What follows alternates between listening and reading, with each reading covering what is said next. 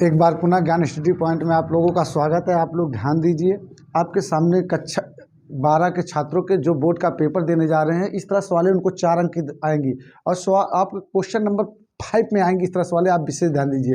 Glucose के billion में 12 gram glucose का अनुभार 180 है।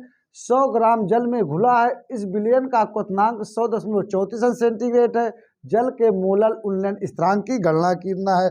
तो मोलल उन्नयन स्थिरांक, एक चीज ध्यान दीजिए, मोलल उन्नयन स्थिरांक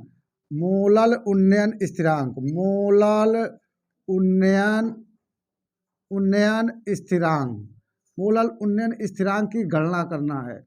मोलल उन्नयन स्थिरांक की गणना करना है, जिसको बोलते हैं KB is equal question mark. इसकी आपको गणना करना है। इस चीज़ों को आप ध्यान दीजिए। उसके बाद आपका जो दिया गया है, इसका आप विशेष ध्यान रखेंगे, क्या चीज़ दिया गया है और क्या चीज़ नहीं दिया गया है। अब यहाँ पर आप देखिए कि ग्लूकोज कितना है। ग्लूकोज अर्थात विलेय का भार है। विलेय का भार अर्थात इसको बोला जाए तो स्मॉल w आपका दिया गया है 12 ग्राम।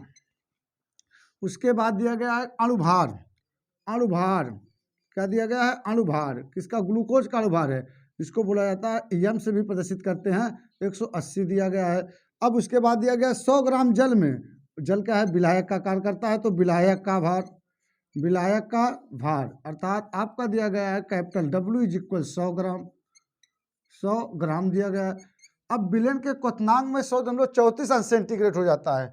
तो जब भी क्वथनांक में वृद्धि या उन्नयन नहीं बोलते हैं, बॉइलिंग टेम्परेचर बोला जाता है, जिसको बोलते हैं डेल्टा TB नहीं उन्नयन स्थिरांक, जिसको बोला जाता है विलयन का उन्नयन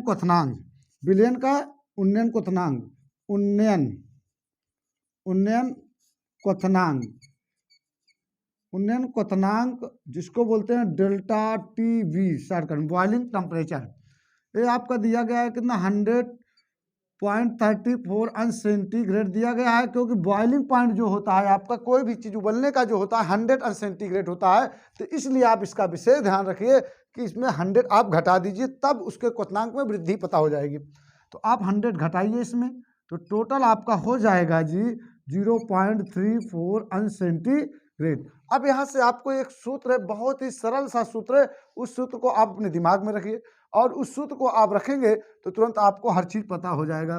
सूत्र क्या है? डेल्टा TB अर्थात विलयन का उन्नयन क्वथनांक इज इक्वल मोलल उन्नयन स्थिरांक इंटू विलेय का भार ग्राम में इंटू 1000 अपान विलेय का अणुभार इंटू विलायक का भार। अब यहाँ पर आपको निकालना क्या है? KB निकालना है, तो इसका मल्टीप्लाई कर लोगे, KB निकालना है तो यहाँ KB बचा लो और उसके बाद मल्टीप्लाई करोगे तो इसका गुणा करो जी, delta TB into small m into capital W, इसका चीज़ बटे में चले जाएगा। तो आपको क्या जाएगा? स्मॉल w इंटू 1000 आपका बटे में चला गया जी। इसका आप विशेष ध्यान दीजिए, स्क्रीन पर आपकी निगाहें होनी चाहिए, तब आपको समझ में तुरंत चीज़ें आएंगी। डेल्टा TB आप देखिए कितना दिया गया है? 0.34 अंश सेंटीग्रेड, 0.4। और इसका अणुभार कितना दिया गया जी? 180। अब विलायक का भार कितना दिया गया है? 100 ग्राम कितना दिया जाएगा? 100 ग्राम। स्मॉल w आपका कितना है? 12 ग्राम जी, 12 ग्राम। उसके बाद आपका 1000, उसके बाद क्या दिया गया है जी? 1000 बराबर आपको मोलल उन्नयन स्थिरांक निकालना है। दो जनों को उड़ा दो और एक जीरो से एक जीरो उड़ा दो, बच कितने रहे हैं?